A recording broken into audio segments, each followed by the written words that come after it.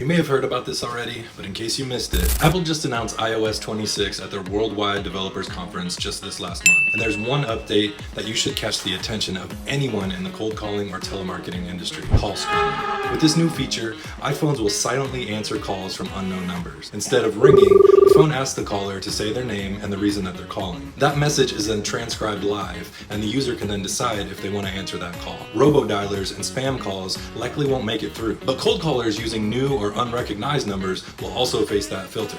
If your message isn't clear and credible, your call might be ignored without ever reaching a live person. No! On top of that, iOS 26 also applies for screening text messages. SMS messages from unknown senders now go into a separate folder. Marketing texts now risk being buried unless they're expected or trusted.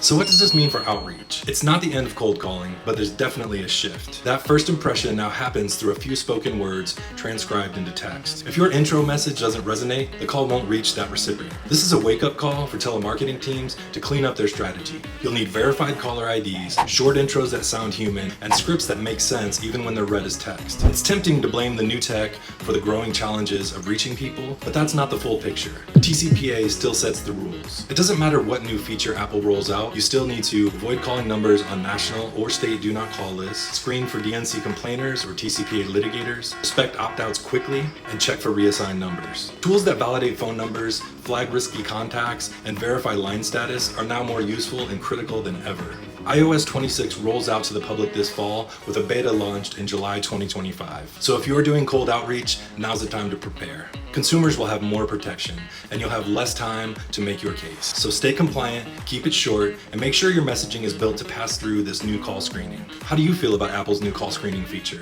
Share your thoughts in the comments below. We'd love to hear from you.